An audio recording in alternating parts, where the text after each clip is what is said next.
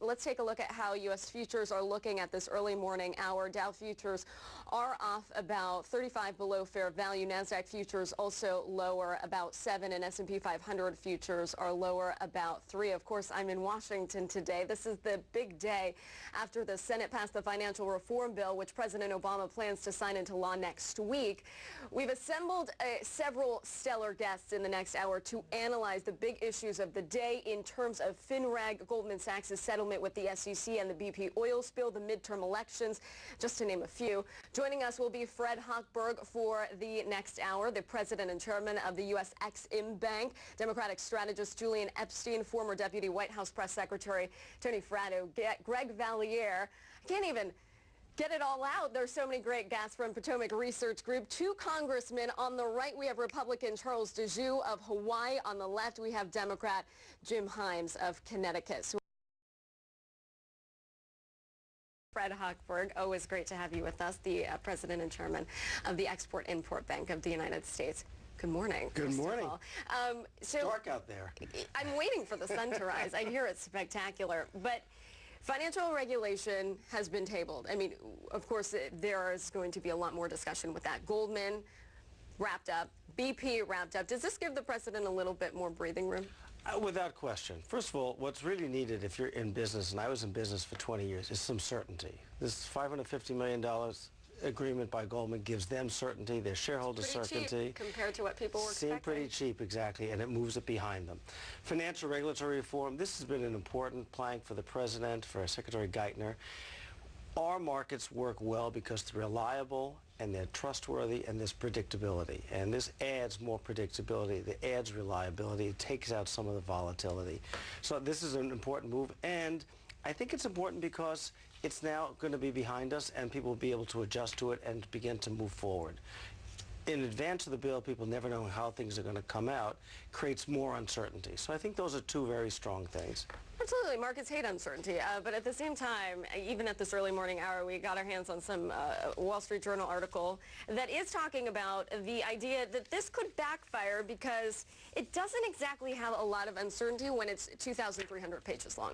I mean, let's be honest, and not a lot of folks even know what's in the bill. So that could potentially create another headwind. That line is used every time there's a bill in Congress. They're all 2,000 pages, 1,000 pages. You're never going to get a 3-page bill. How do you guys read all this stuff? Well, thankfully, I'm not in Congress. My job is to implement it, so my job is to take the sections that apply to us and implement it well.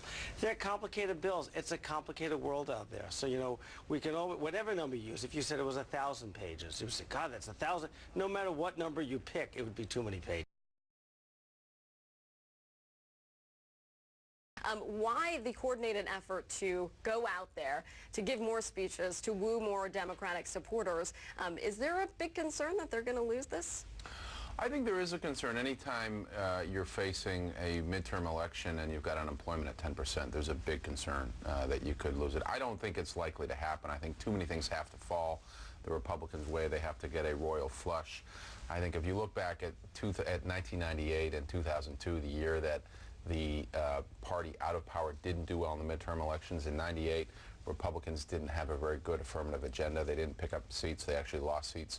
In 2002, Democrats did very poorly in the midterm elections because they didn't have an agenda. Well, that was also after 9/11. It was after 9/11 as well. That's a very good point. I would say timing is everything. The SEC brought charges against Goldman just as the bill began debate on the Senate floor when it looked like it might not make it. Yeah. So yesterday the SEC settled with Goldman the day the bill actually made it.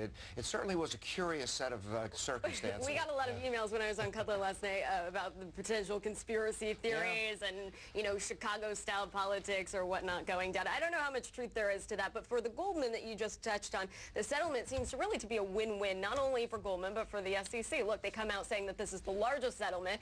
Goldman comes off looking pretty cheap. I mean, that $550 million, Tony's worth $550 million. Yeah, Tony is worth $1 trillion, I'd say. We can't put a price tag on that man.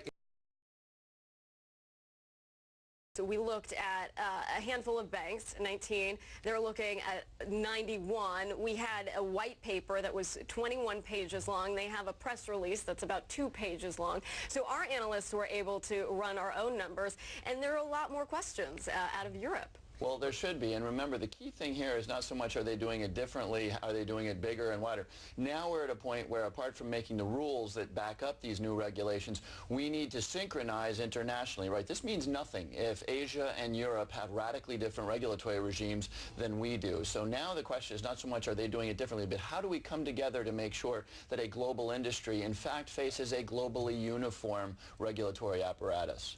I think you guys agree more than you think. We're going to have to just take a quick pause, pay our sponsors, and then we'll continue this great conversation. All three of you stay with us, Representative Himes, Representative Djou, and Fred Hochberg, the President.